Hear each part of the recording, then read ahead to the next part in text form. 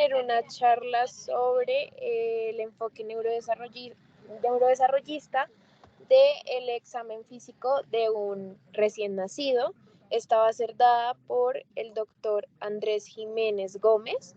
Él es médico graduado de la Universidad Javeriana y es especialista en neuropediatría y subespecialista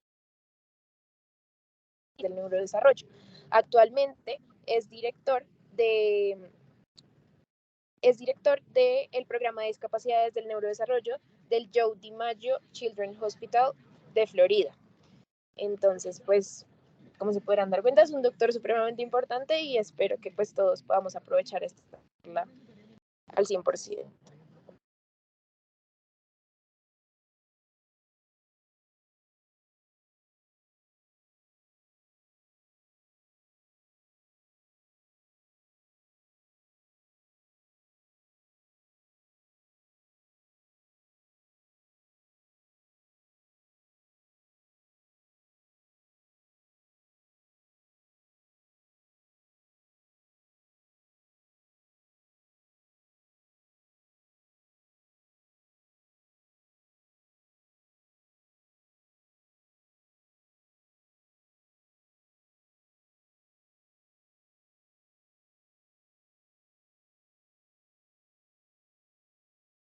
Me está escribiendo que no nos está escuchando ni nos está viendo, entonces demos un minutico a que mejore la conexión y arrancamos con la sesión.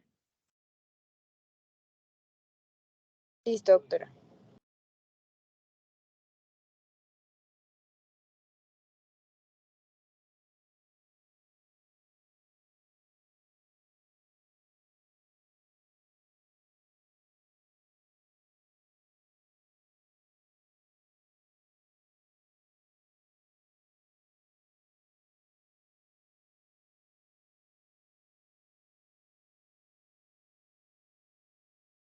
¿Ustedes me escuchan? Ahora sí, Andrés, buenas tardes. ¿Cómo están? Yo no sé por qué le pasó a mí. Yo estaba súper preparado, pero preciso. ¿Ustedes me ven? Sí, ahora sí, te vemos y te escuchamos. Perfecto. Bueno, qué pena. Yo estaba aquí, como dicen, más preparado que un yogur, pero algo pasó, preciso. Pero sé que creo que ya me introdujeron, entonces si quieren vamos al grano. Sí, de acuerdo. Listo, Andrés, gracias. Voy a compartir mi pantalla y me avisan si la ven. Espere tantico. Aquí está. ¿Ustedes ven mi pantalla bien? Sí, perfecto. Sí, señor. Bueno, como siempre, para los que no me conocen, soy Andrés Jiménez. Soy neurólogo, pediatra, así como, pues, originalmente pediatra. Soy javeriano de la promoción del 2010 y hice después pediatría en Cincinnati y neuropediatría en Houston, y ahora estoy tratando de montar un programa de discapacidades de neurodesarrollo en el sur de la Florida. Estoy nuevamente muy contento de compartir con ustedes porque me dan la oportunidad, así que Yaris y yo nos conocemos desde hace mucho tiempo. Entonces, para mí no es solamente un orgullo, sino un honor. Además, me da una alegría inmensa saber que están haciendo un grupo tan interesante de investigación, porque el potencial que tiene la unidad y que tiene el hospital es muy grande como para desperdiciarlo, despreciarlo. Echando para atrás con Yaris y otras antiguos residentes y de pediatría, fellows en diferentes departamentos y demás en el UCI, habíamos trabajado en su momento en algunas guías como de práctica clínica ahí para la unidad, que fue de pronto uno de los puntos donde yo más me apasioné un poquito por el examen neurológico y por el examen del recién nacido, porque me parecía digamos, una valoración muy peculiar de la semiología, que es algo que, digamos, con la medicina moderna hemos dejado un poquito de lado y hemos dejado de apreciar, digamos, la profundidad en la cual nos puede ayudar. Y sin embargo, uno explora un poquito más ampliamente y se da cuenta que tiene mucho valor todavía, y tiene mucho valor sobre todo en donde no se tienen los recursos ilimitados que, pues, por ejemplo, nosotros aquí gozamos, ¿cierto? Donde resonancias hay para dar y convidar, como quien dice, hay todas las facilidades de atender a una y otra cosa.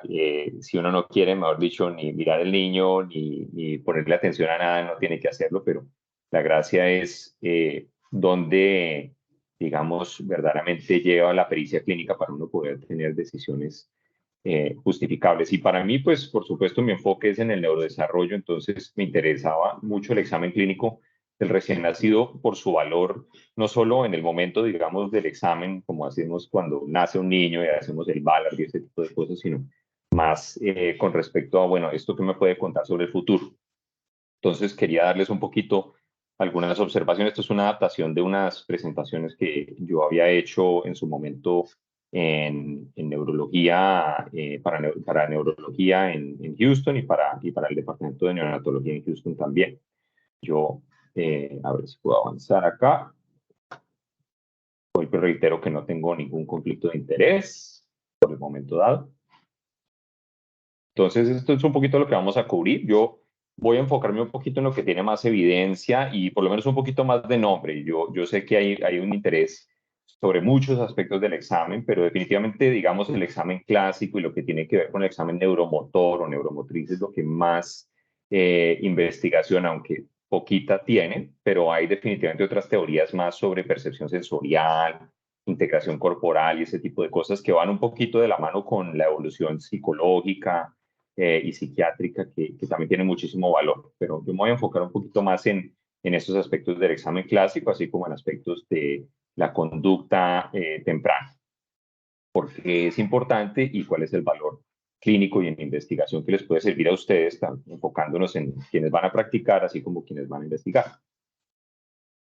Entonces, el valor es porque le da una importancia a la semiología neurológica del examen del recién nacido. Para mí, vuelvo y les digo, el valor de la semiología no ha sido perdido, lo que ha sido es despreciado. Es decir, hay muchas instancias en las que un hallazgo pequeño puede verdaderamente modificar todo un patrón de manejo de un paciente. Y yo lo veo en el día a día con mi práctica, digamos, no solo en los recién nacidos, sino en investigar semiológicamente. Así que el valor de eso que le decían a uno que vaya y pregunte todo y de todo cuando uno estaba en quinto semestre haciendo, ahí sí que aprendiendo de semiología y ese tipo de cosas, que uno se daba cuenta que algún hallazgo pequeño podía modificar muchas cosas y a veces eso surge aún en artículos de reflexión, por así ponerlo, en algunas de las revistas de pediatría, de neurología, donde un pequeño hallazgo es el que cambia la conducta y eso puede ser lo que cambia la conducta en muchos contextos.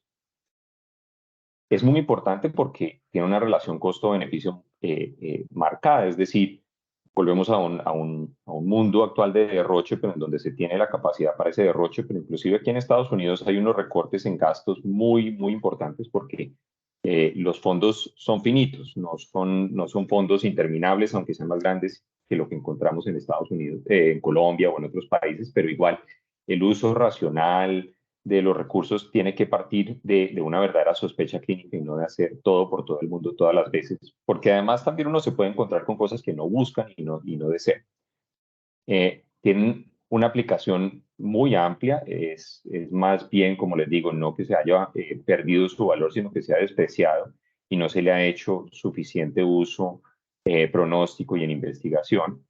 Y esa aplicación global que les digo en cuanto al componente, digamos, de recursividad o de utilización apropiada de recursos, que es muy valioso en un contexto como digamos, los países de mediano ingreso, como Colombia y el resto de Latinoamérica, o la mayor parte del resto de Latinoamérica, en donde verdaderamente tenemos que sentarnos y pensar, vale la pena hacer esto, vale la pena hacer lo otro, y qué puedo hacer con esta información. No solo por la aplicabilidad, digamos, del recurso financiero o logístico, sino por algo que hablábamos con la doctora Yaris en estos días, y es que mucha gente se pierde el seguimiento, como ustedes conocen. Entonces, poder dar un pronóstico y una información válida puede ser muy valiosa en el único o en uno de los pocos momentos en donde uno tiene la oportunidad de ver a un paciente.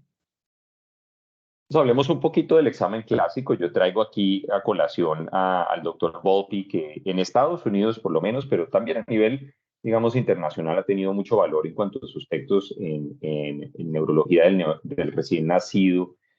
Ha sido, digamos, el texto clásico de distribución acá para estudiar el recién nacido en cuanto a su examen neurológico, aunque ha sido muy clásicamente el examen neurológico, un poquito menos enfoque tono, un poquito menos enfoque, digamos, en ese componente neuromotor o neuromotriz, pero con elementos que siempre han tenido mucho valor. Yo les voy a presentar un poquito, dentro de lo posible, la premisa de por qué se usa X o Y, algunos aspectos de esos exámenes y dentro de lo posible alguna evidencia, por lo menos una demostración pequeña de la evidencia en cada uno de ellos y cuál es la aplicabilidad.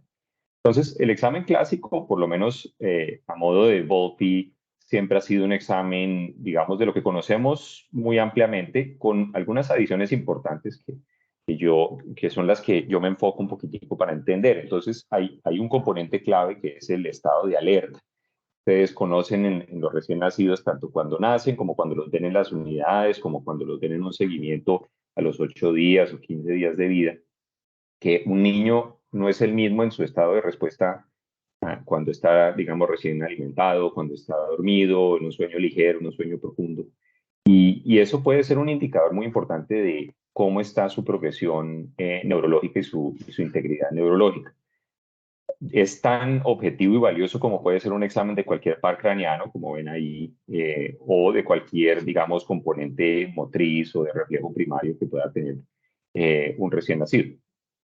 Entonces, como les digo, yo me enfoco mucho en esos aspectos de los niveles de alerta, con, digamos, el énfasis de entender que mucho de esto, por ejemplo, ayuda a hacer determinaciones en puntajes de hipoxia, de encefalopatía hipoxicoisquémica del neonato, por ejemplo, o de asfixia neonatal, en donde uno puede hacer puntajes que también sirven para graduar o determinar el nivel de severidad a partir, dentro de varios componentes, del nivel de alerta. Por ejemplo, cómo aparece el niño, es decir, aparece como que está despierto, adormilado, muy dormido, sin respuesta, cuánto responde a la estimulación, si hay una respuesta normal, disminuida, una respuesta moderadamente disminuida o absolutamente ausente.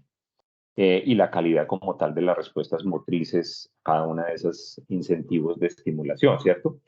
Lo que me llama la atención, por supuesto, es que, volvemos al punto, trabaja mucho con el arte de la medicina, es decir, si ustedes ven, dice disminuida levemente, disminuida moderadamente, y eso está un poco sujeto al examinador y a la pericia del examinador, pero es un indicador muy altamente sensible en cuanto al bienestar neurológico del recién nacido. Por eso se incorporan scores como el score de Sarno para la encefalopatía hipoxicoisquémica.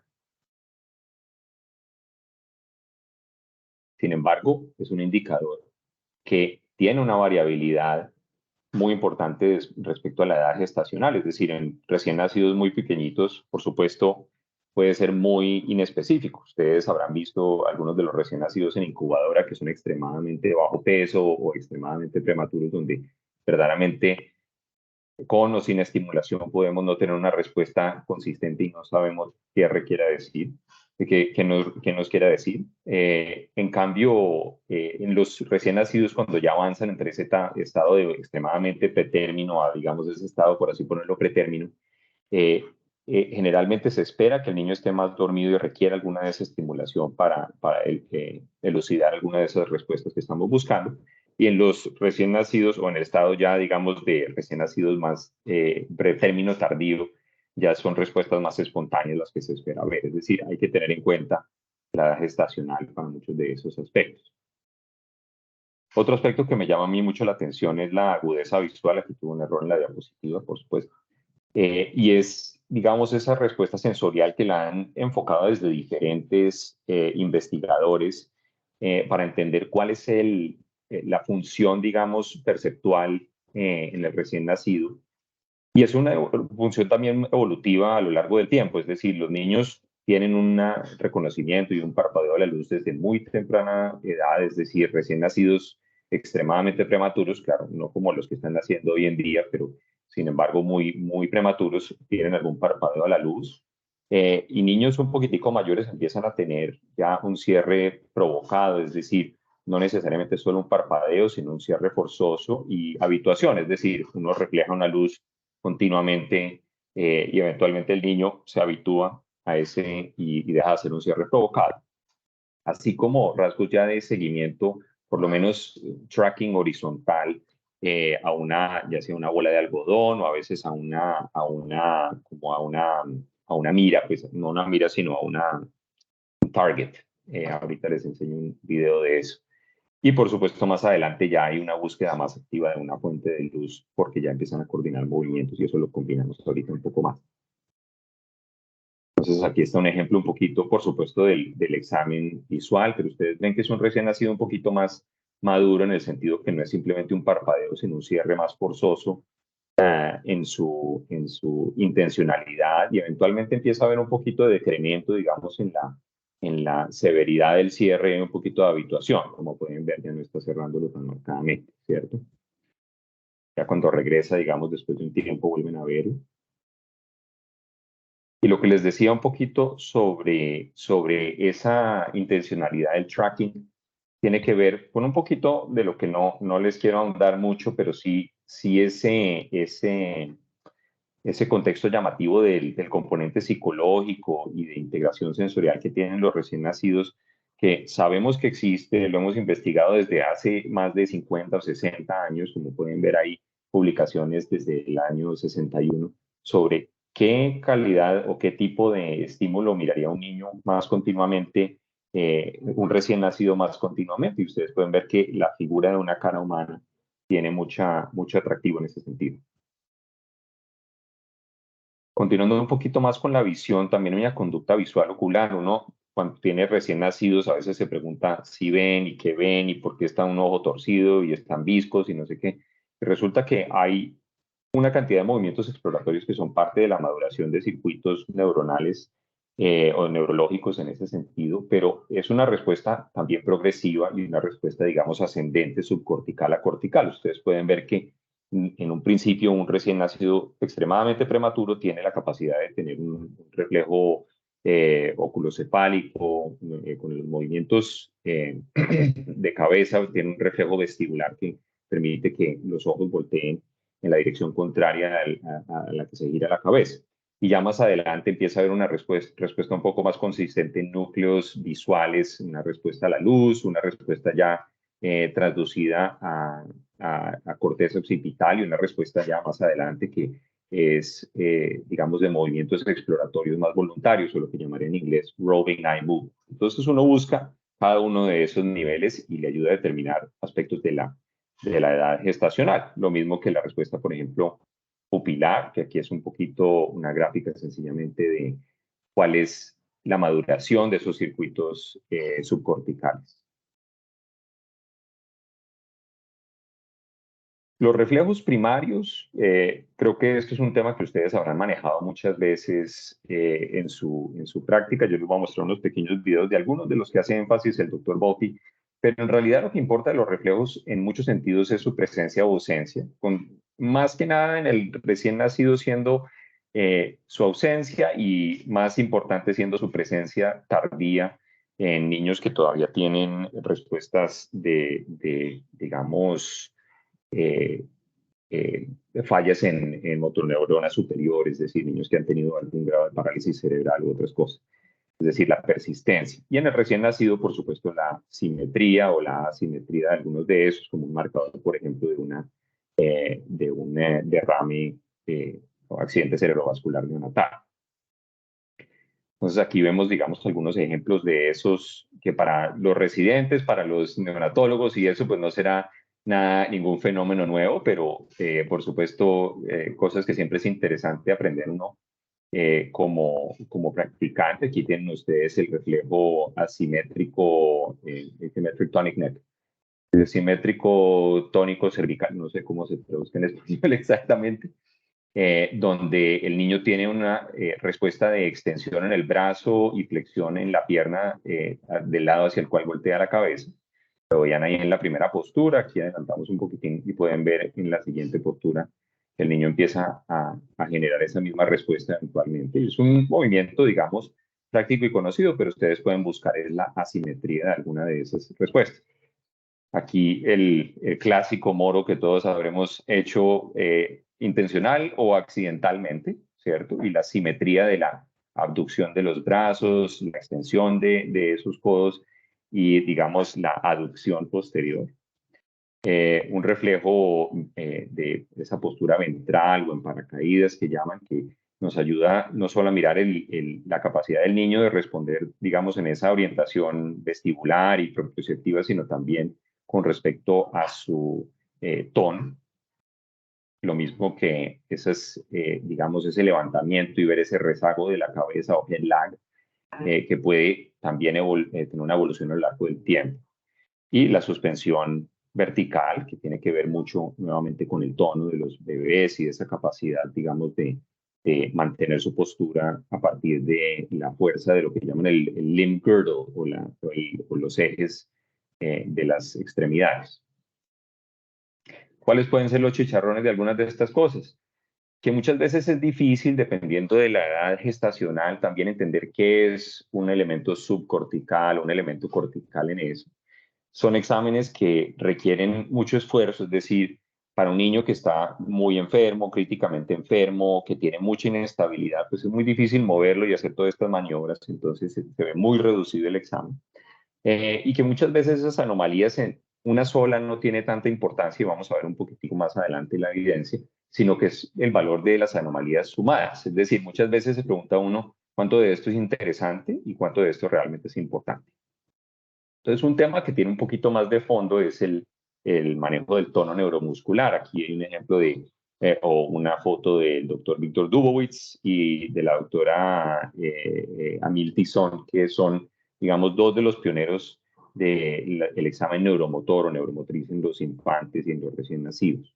La doctora Miltison tenía o elaboró a partir de una premisa de decir, mire, los niños a lo largo que van madurando en la vida fetal generan digamos, estímulos subcorticoespinales, es decir, unos estímulos muy primitivos que van en una ola ascendiente para mantener la postura antigravedad. Es decir, uno ve en los recién nacidos que va inicialmente aumentando el tono en las piernas, luego el tono en los brazos y después hay un punto donde hay como un intercambio de poder en donde la corteza o el sistema córtico-espinal como tal asume el control y hay una ola descendiente. Y esa ola descendiente nuevamente es por las extremidades superiores, por eso los niños pueden sentarse y empezar a manipular sus manos. Bueno, claro, ya los niños de 6, 8 meses, pero todavía no están caminando porque no han generado, digamos, esa relajación tónica de sus extremidades. Es decir, el sistema subcorticoespinal es más postural, en flexión y basado en reflejos primitivos antigravedad, mientras que el corticoespinal es esa relajación modulatoria para generar precisión en movimientos y supresión de esos reflejos más primitivos. Ahí está, digamos, una diagramación de esta ola ascendiente que es subcorticoespinal, que ven ustedes al lado izquierdo. Luego esa toma de poder o esa prise du pouvoir, que es donde hay, digamos, un cambio de subcorticoespinal a corticoespinal y empieza a haber una oleada digamos, de relajación modulatoria y un niño que, en esencia, si ven ustedes a los 9 meses, tiene casi que una hipotonía fisiológica. Pero entonces la expectativa del recién nacido, como ven en el punto 2, es un recién nacido a término debe tener una igualdad de condición en una, digamos, postura tónica, más no hipertónica. En el hospital Hammersmith, los doctores Víctor y Lily Dubowitz fueron los que trabajaron algunas de las escalas más conocidas. La Hammersmith Neonatal se usa, por supuesto, para recién nacidos y la Hein o Heine, que es la de infantes, se usa no solo en infantes, sino mucho, por ejemplo, en investigación en enfermedades neuromusculares.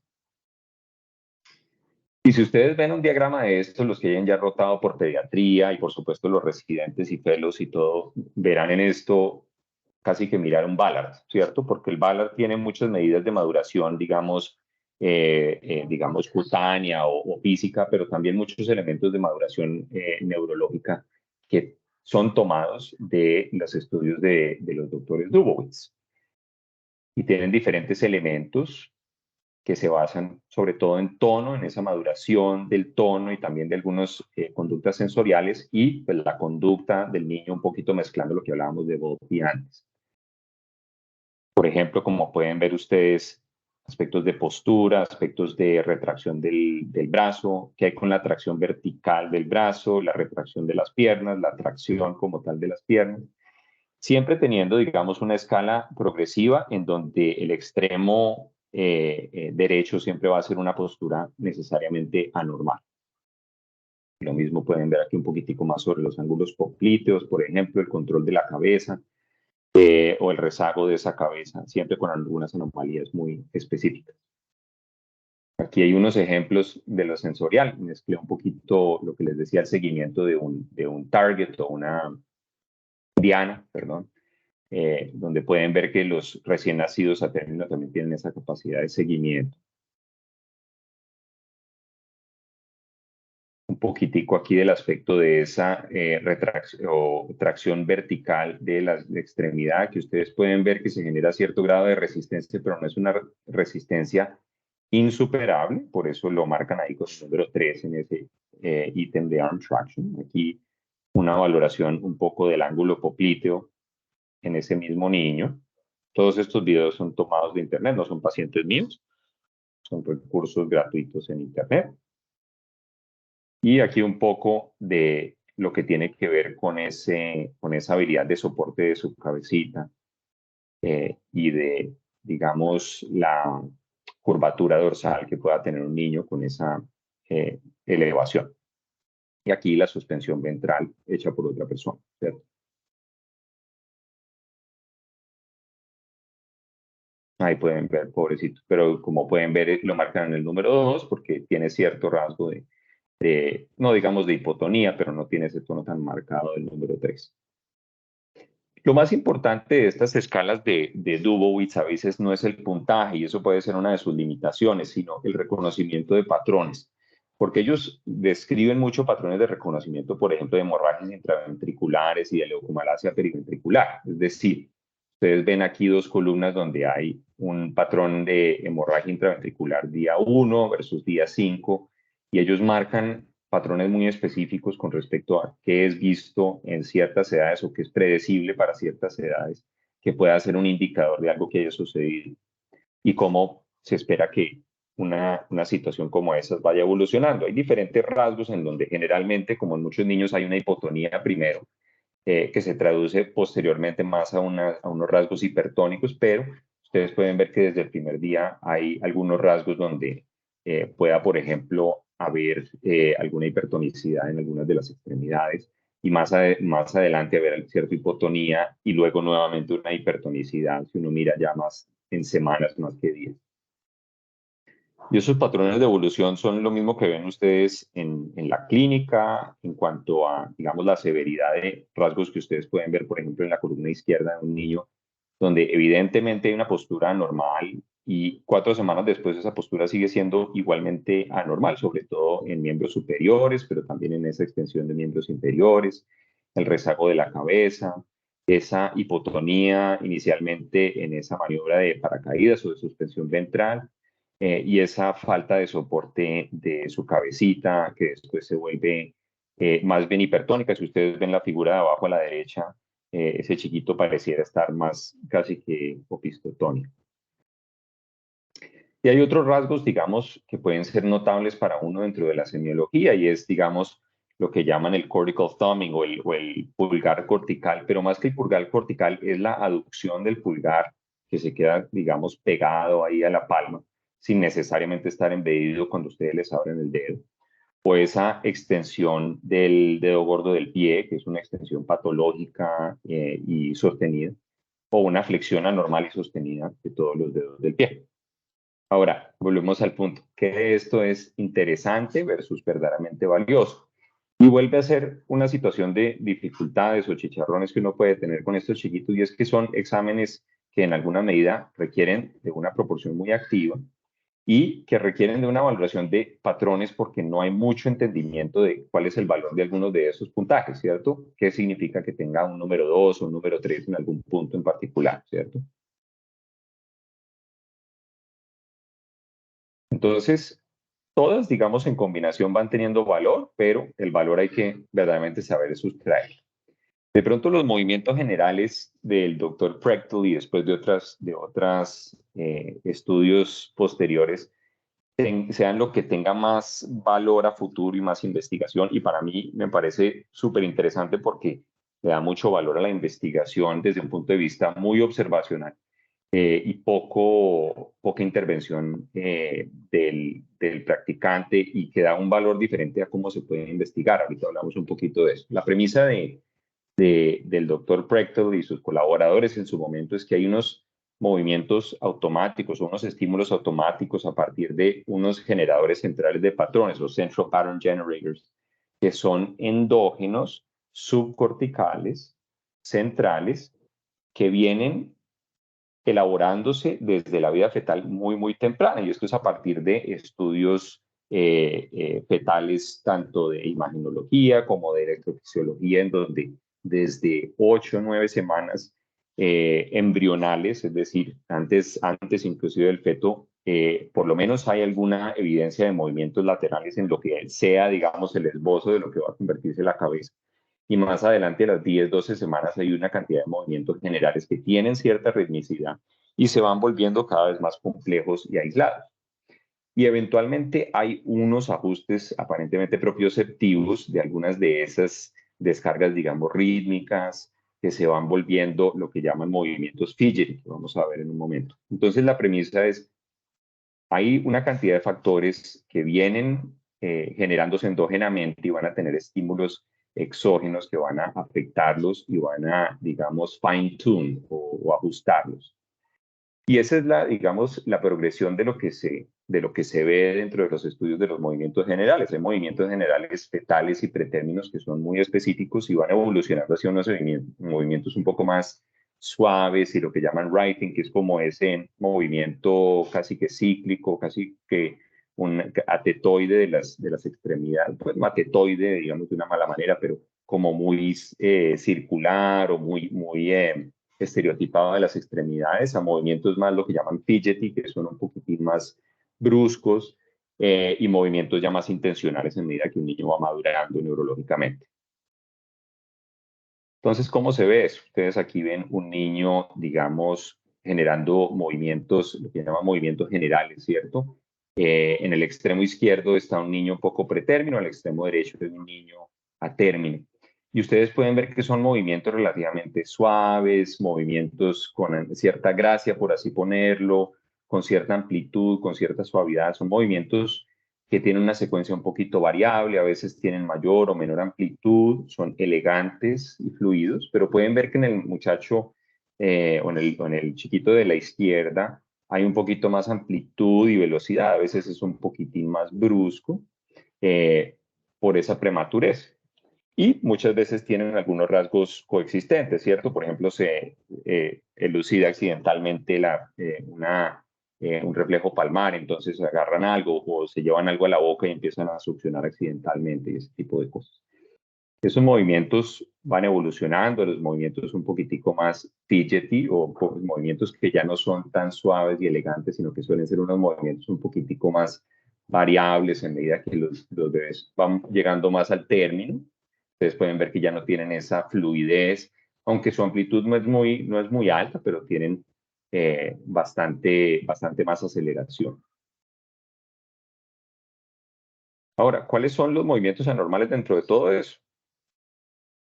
Un niño que tenga un repertorio pobre de movimientos, volvemos al comparativo a mano derecha, esos movimientos elegantes, fluidos, elipsoides, versus un chiquito que está un poco más letárgico, quieto, la amplitud de los movimientos es mucho más discreta, aunque existen, el repertorio de los movimientos es mucho más pobre que lo que ven ustedes en ese niño. Es decir, son más monótonos en tanto su variabilidad como su velocidad y su amplitud. Puede haber lo que llaman cramp synchronized movements, que es, yo pienso que una de esas señales muy patológicas de ver un niño donde la corteza simplemente no tiene ningún grado de inhibición y de regulación, entonces todos los movimientos parecieran suceder al tiempo. Ustedes ven que ese niño extiende un brazo, extiende una pierna, hace flexión en la otra, no hay ningún control individual ni ninguna secuencialidad, son movimientos muy rígidos y que casi se ven distónicos porque pareciera haber contracción y relajación casi simultánea de las extremidades. Ustedes alcanzan a ver ahí el miembro inferior, por ejemplo, de esa pierna izquierda, cómo se queda en una postura donde el niño casi que no puede ni flexionar ni estirar esa pierna. También hay movimientos que son más caóticos, es decir, no tienen esa, volvemos al punto, esa elegancia, esa fluidez, ese waxing and waning, sino que son niños en donde hay una irritabilidad neurológica y hay mucha actividad, aun cuando estén en un punto de reposo, ¿cierto? Ustedes pueden ver que uno no sabe qué le está pasando a este chiquito, pero tampoco está, digamos, inconsolable, sino que sencillamente es una cantidad de movimientos que parecen sacudones, una amplitud muy grande, como caótico. Hay movimientos fidgety como tal en los más maduritos que pueden ser anormales. Ustedes ven nuevamente el de a mano derecha está haciendo los movimientos, pero no tan bruscamente, mientras que a mano izquierda hay una amplitud y velocidad mucho más exagerada en esos movimientos. Puede haber ausencia de movimientos fidgety, un chiquito a término en donde casi no se ve un repertorio. De pronto no es el mejor ejemplo ese video, aunque es el video que presentan ellos mismos en el texto. Pero digamos que la amplitud y la frecuencia de los movimientos se ve un poquito reducida. Ahora, de pronto no lo vemos en este clip porque la modalidad de hacer esas evaluaciones es un poquito estricta. Es una evaluación súper interesante porque no interfiere con terapias, accesos y no se ve impactado por la enfermedad sistémica ni tiene impacto en alguna enfermedad sistémica. Es decir, son movimientos que podemos grabar en un momento dado, son grabaciones usualmente de 15 a 20 minutos con un aparato que hoy en día es accesible para todos y puede enfocarse sobre un bebé con mucha resolución, mucho mejor de lo que acaban ustedes de ver, pero a su vez pues requiere esos recursos de tener una cámara encima de un niño y poder grabar y tener observadores que tengan un entrenamiento para entender cuál es el valor y cómo cuantificar algunos de esos movimientos. Y por supuesto, aunque no tiene impacto sobre enfermedad sistémica, pues la enfermedad sistémica y su manejo puede tener impacto sobre ellos, ¿cierto? Si tienen ustedes un niño donde esté, por ejemplo, convulsionando y uno dice, ah, no, tiene muchos fidgety, movimientos fidgety, o un niño que, por ejemplo, acaban de darle un bolo de fenobarbital o algo similar, y el niño está totalmente sedado y con una respuesta muy pobre, pues no es el momento ideal para hacer una medición de eso. Pero para entender cuál es el estado de integridad neurológica en un punto, digamos, óptimo, sí sería una de las mejores herramientas. Para el punto de vista neuroconductual, no lo quiero ahondar mucho, pero ustedes habrán oído del doctor Brazelton, que es, digamos, el creador de la escala de Neurobehavioral Assessment Scale o Neonatal Neurobehavioral Assessment Scale o NBAS, que básicamente estima al recién nacido como un ente activo, no tanto como un ente pasivo que sencillamente está ahí esperando a que haya algún estímulo de succión y que haya algún estímulo gastrocólico para hacer lo demás, sino que viene con una cantidad de, digamos, habilidades conductuales pregrabadas desde un punto de vista genético, pero con cualquier factor medioambiental que haya sufrido en el ambiente intrauterino, que resulta en una agenda de neurodesarrollo neonatal, es decir, va realizando una regulación autonómica y fisiológica y a la vez una organización motora, que es todo lo que hemos visto antecitos, y una regulación de su estado y de su atención e interacción sociales. Es progresiva esa agenda desde lo primero hasta lo último.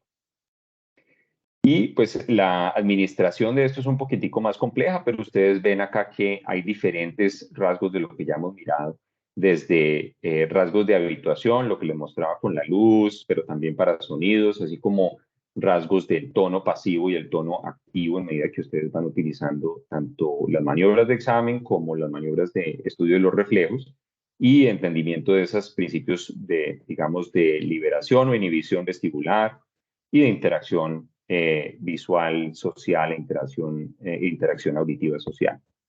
Es decir, nuevamente maniobras como de habituación, ya sea a sonido o maniobras de habituación a la luz. Es muy funcional porque es de fácil administración para un ambiente de bajo recurso y de baja intensidad. Puede ser muy bueno, por ejemplo, cuando uno está haciendo sus evaluaciones de IEPI o cosas similares o haciendo consultas en casa durante el rural o durante el internado.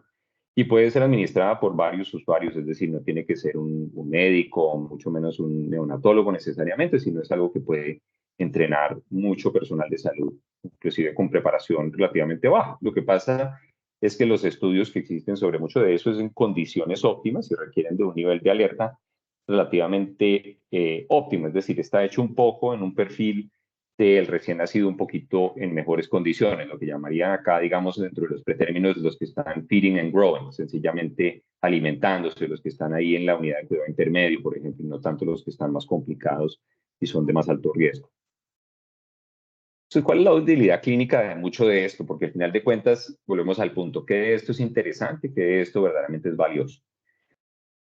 La utilidad clínica se ha observado, le falta muchos estudios, le falta mucho entendimiento, pero ha habido revisiones sistemáticas, ha habido estudios que nos dan información sobre, oiga, ¿esto me sirve como un elemento predictivo o no me sirve como un elemento predictivo? Es una de las revisiones que más me ha gustado históricamente, ya se está envejeciendo un poquito, es decir, hay oportunidad para actualizar algunas de estas cosas, pero ustedes ven que en esta revisión hay por lo menos una investigación sobre elementos de las escalas de Dubowitz o el Hammersmith, pues los movimientos generales, que es GMs, y la escala de conducta del doctor Brazelton, que es ese NVAS.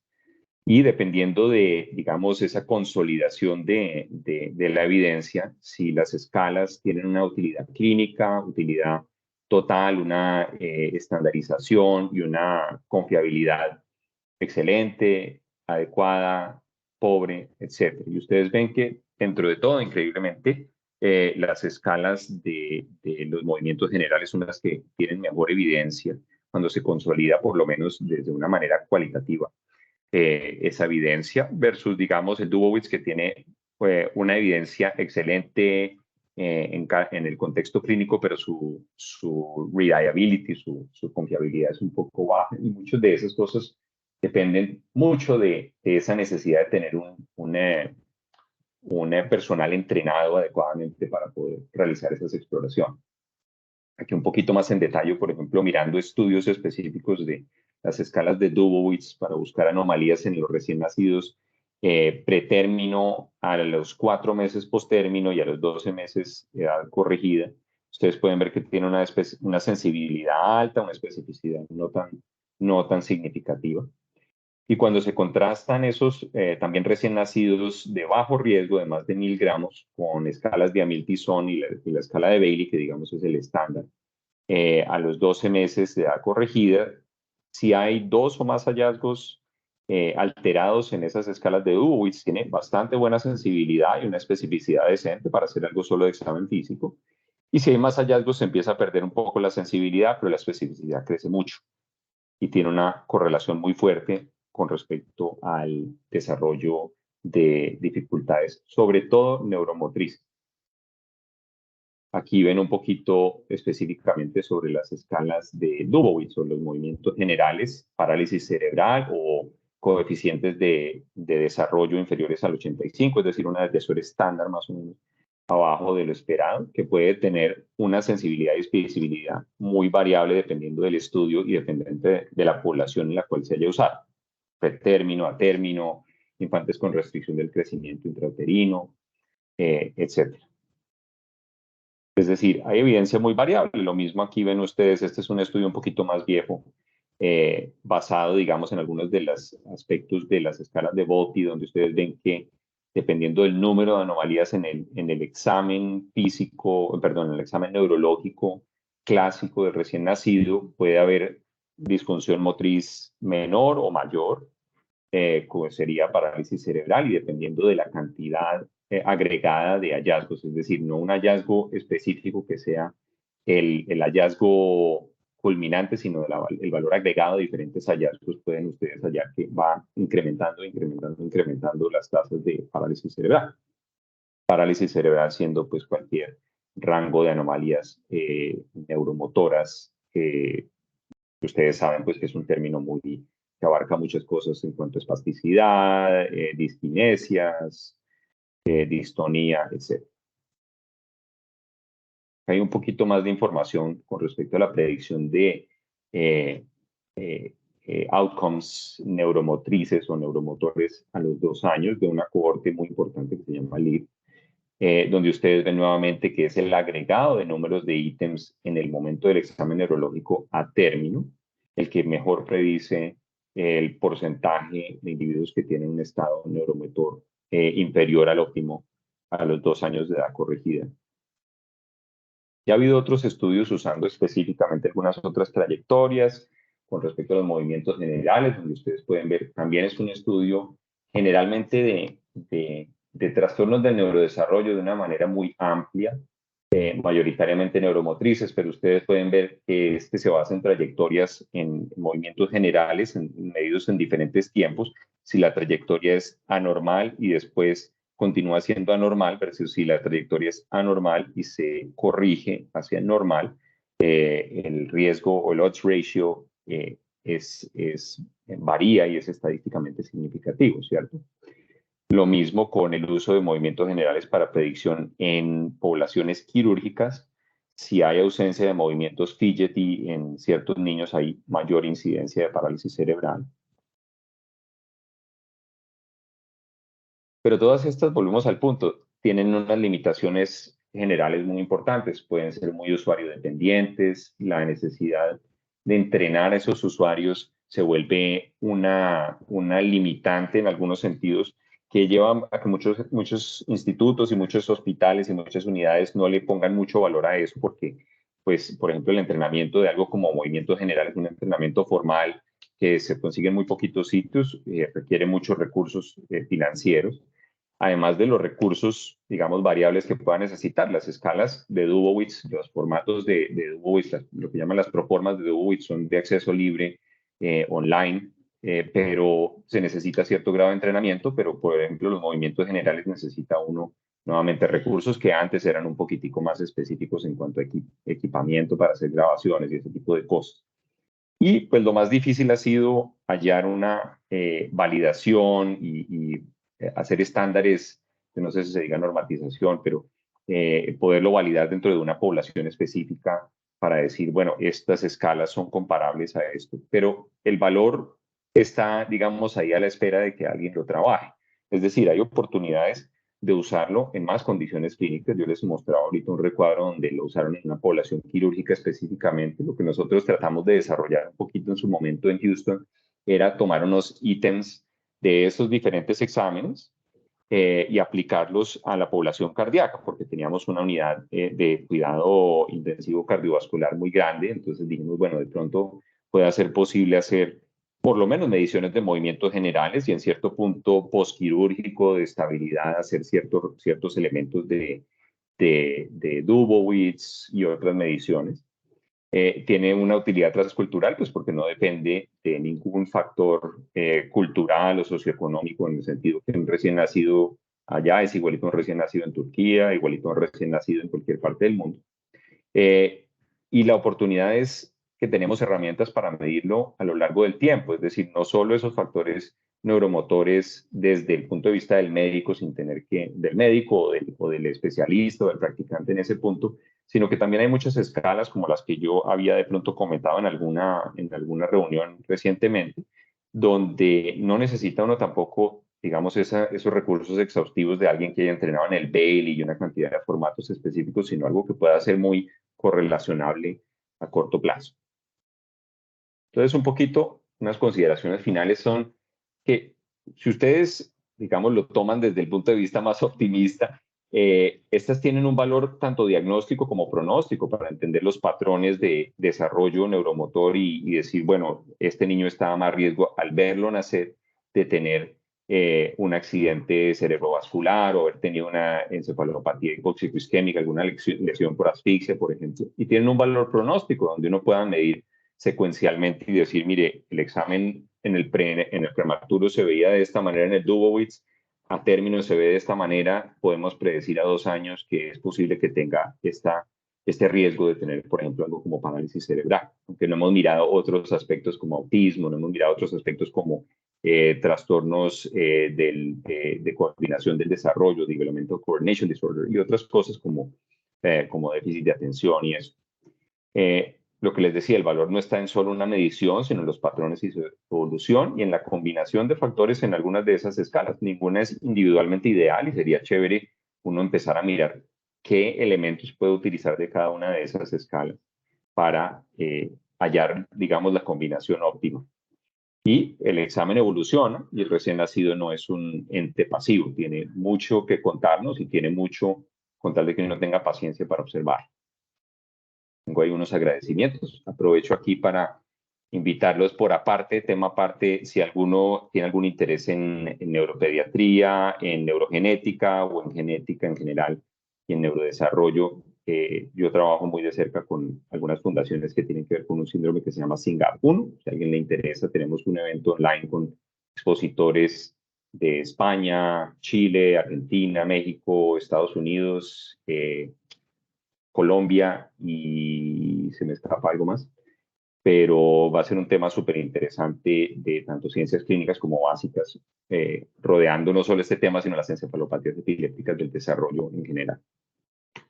Les agradezco por su atención y los escucho si tienen algún comentario adicional, alguna reflexión, alguna queja. PQRS. Perfecto. Muchísimas gracias, Andrés. Gracias por aceptar la invitación. Yaris, Para yo no nosotros. oigo, espere tantico. ¿Me escuchas? ¿Ahora sí? Yo no sé qué pasa. ¿Ustedes me oyen? Sí, nosotros escuchamos. Espérame un segundito.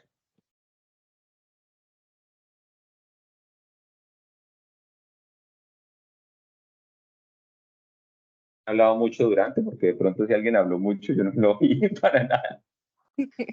No. ¿Nos escuchas ahora sí? A ver, voy a tratar de hacer una cosa. Yo puse mute. ¿Cómo hago para on mute a todo el mundo? Yaris on mute. Yo no Valentina. sé qué pasa. Yo soy muy bestia para Doctor, eso. por ahí No, tiene que Teams me salir gana, pero voy a como desconectar aquí. eso, o por ahí tiene que salir como si fuera una bocina y le pica ahí y ya le sale al audio.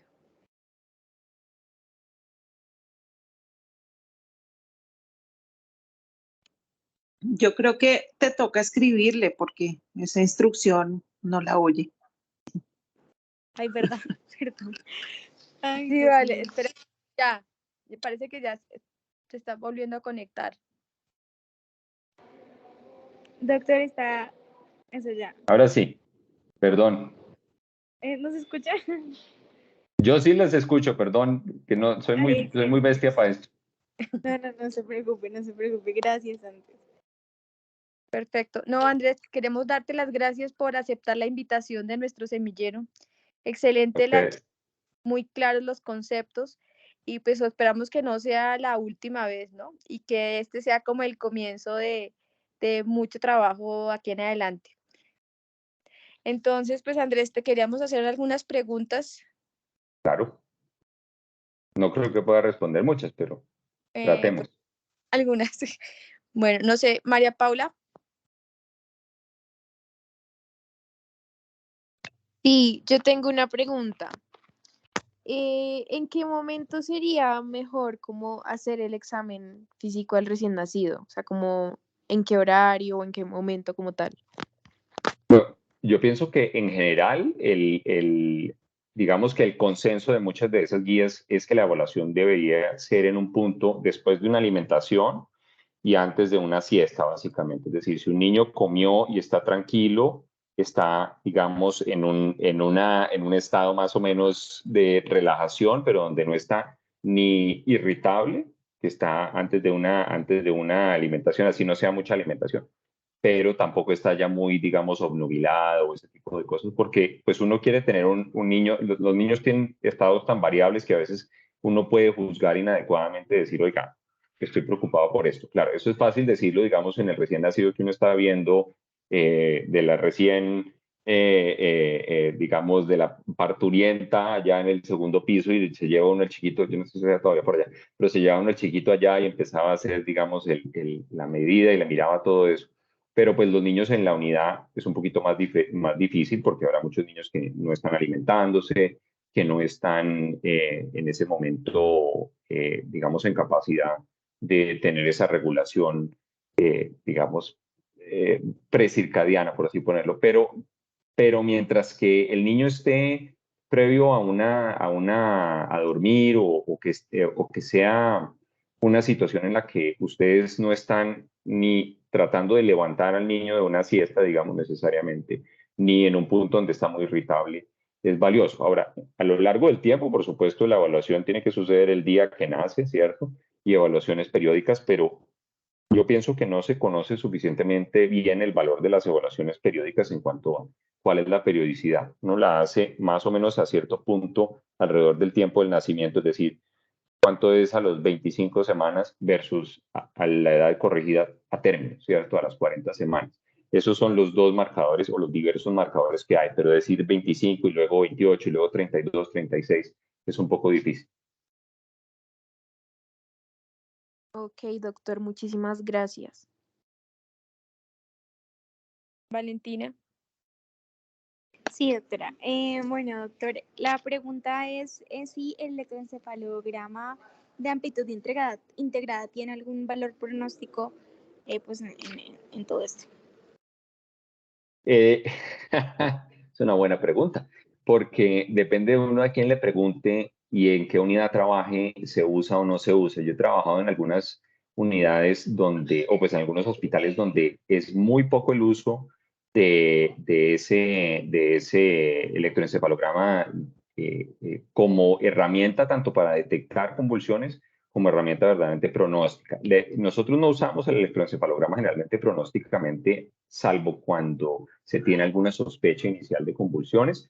Y el uso como tal es más que nada, digamos, primero que nada, pues nosotros, a todos los niños, por ejemplo, que están en cooling, en enfriamiento, van con electroencefalograma, pero un montaje completo neonatal, no un montaje tan reducido como como ese tipo de EEG de amplitud integrada, porque esos son más de detección un poco de patrones y de frecuencia de ciertos patrones para buscar, digamos, un punto de sospecha, pero no te da, digamos, el detalle más granular de algo predictivo. Y no conozco muy bien si haya más especificidad con respecto a eso, porque por lo menos las dos unidades donde yo he trabajado la mayor parte del tiempo, el uso de ese tipo de EEG era muy limitado. Y pienso que será un poquito una reflexión sobre su valor también. Perfecto, Excelente. gracias. Santiago. Hola, buenas noches. Sí, yo quería preguntar si estos exámenes, en específico ¿Me el oye? No de... me quedé sin audio. Ahí me está escuchando, doctor.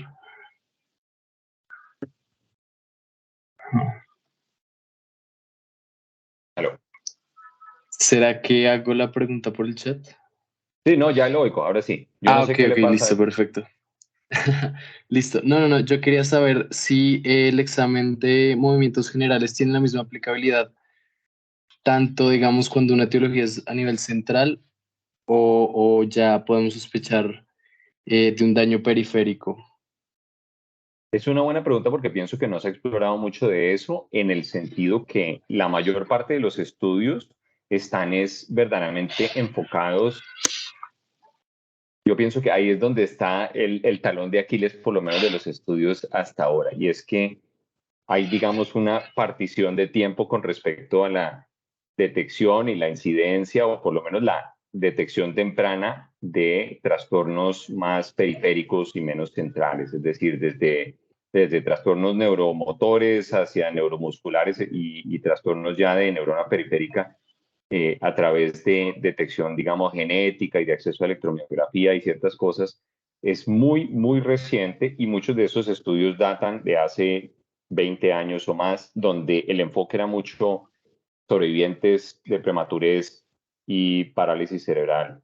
Entonces, la pregunta es excelente y le devuelvo la pregunta como para que empiecen a decir, oiga, ¿será que esto puede ser algún punto de enfoque para empezar a buscar, así sea para buscar qué literatura hay al respecto y hacer una revisión sobre eso? Claro, listo. Muchas gracias, doctor. Verónica.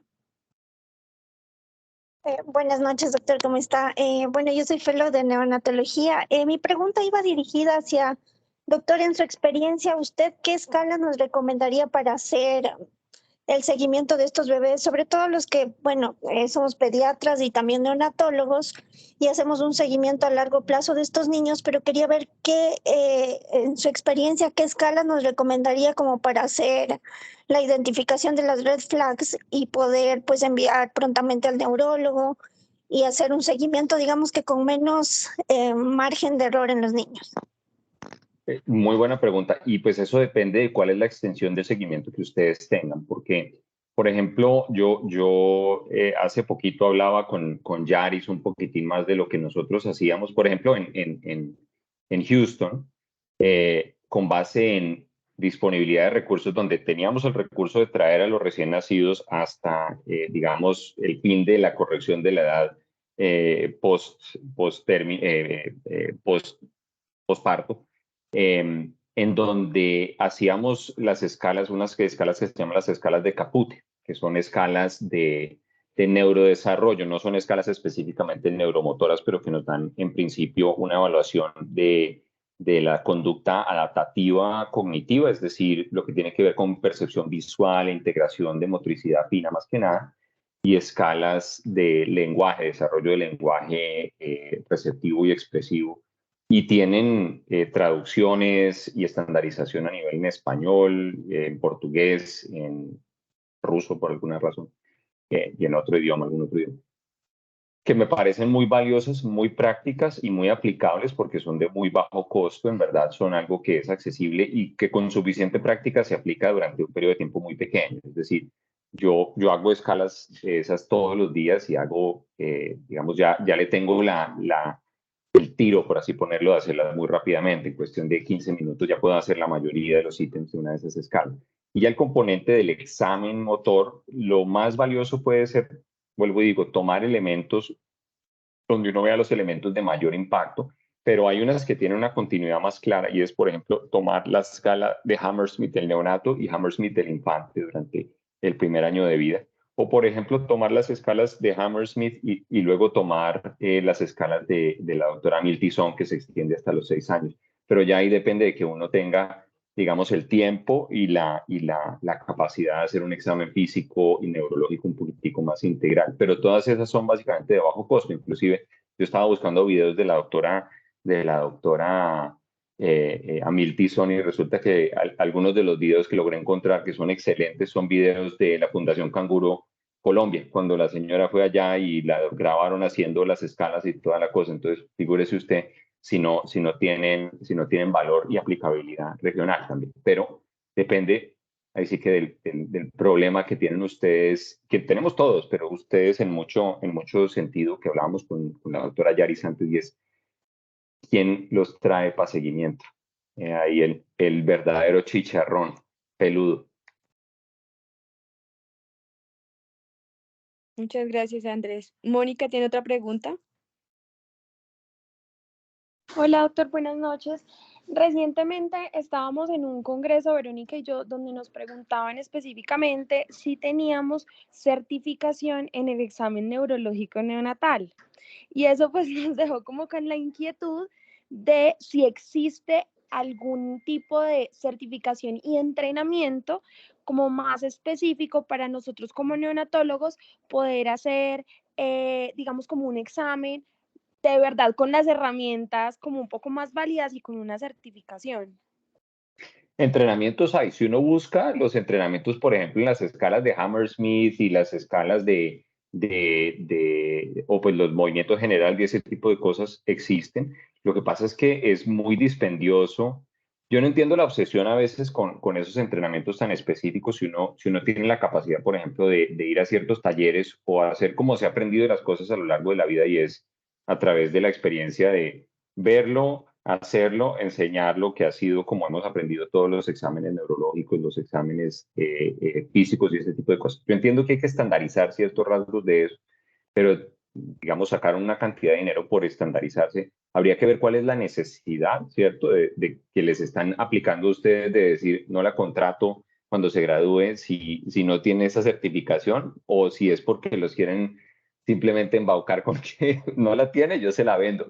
Porque yo les puedo decir que por lo menos la gente que yo conozco tanto en neonatología como en neurología, en por lo menos 2 o 3 hospitales de Estados Unidos con los que he trabajado directamente y muchas personas con las que he trabajado indirectamente de otros hospitales, colegas míos con los que hemos hablado, no han tenido un entrenamiento formal, digamos, con una certificación que cuelgan en la pared con mucho de eso. Y se los digo desde el punto de vista no de mediocridad, tómenlo como quieran de parte mía, sino, por ejemplo, les digo, quien era el director de la unidad de desarrollo de Texas Children's, nunca tomó ciertos entrenamientos que me decía, mire Andrés, esto no vale la pena, o sea, usted no necesita pagar por este entrenamiento, yo le doy el entrenamiento, lo único que usted tiene que tener en cuenta es que pues si le piden el diploma no lo tiene, pero usted para qué necesita hacer todo eso si eso va en contra de esa recursividad, ¿cierto? Muchos de esos sitios le ponen a uno obstáculos, por ejemplo, para conseguir las proformas, los formaticos, poder comprarlos. Usted no lo puede comprar si no tiene el diploma. Por ejemplo, las escalas de Gesell, que es una escala de medición de neurodesarrollo para niños un poquito más grandes, le ponen a uno el complique, le dicen, no puede si no ha hecho el entrenamiento. Entonces, pues, toca a uno pensar en hacer el entrenamiento, pero es más por negocio, me da la impresión a mí. Pero si tienen alguna en particular, les ayudo a buscar. Pero así que uno diga, uy, sí, mejor dicho, ¿cómo no han ido al instituto de escalas? No, o sea, no han ido allá, no se han parqueado en no sé dónde. Muchas gracias, doctor.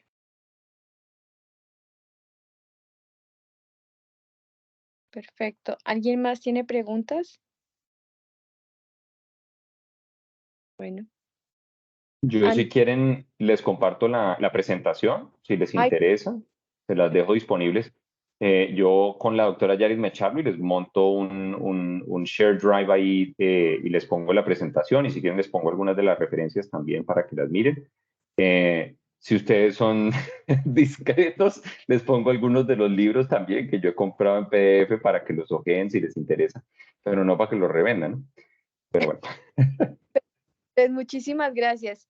Muchas gracias por la excelente charla. La verdad fue un momento muy ameno y pues bienvenido y como siempre la casa con las puertas abiertas te espera. Muchas gracias, Andrés. Qué rico por la invitación. Muchas gracias a ustedes. Nos vemos nos charlamos muy pronto. Y los espero los que quieran ir a ver el de Singap. También está bueno, les prometo. Bueno, gracias. Chao. Muchísimas gracias, doctor. Mil gracias. Estén bien. Gracias. Hasta luego.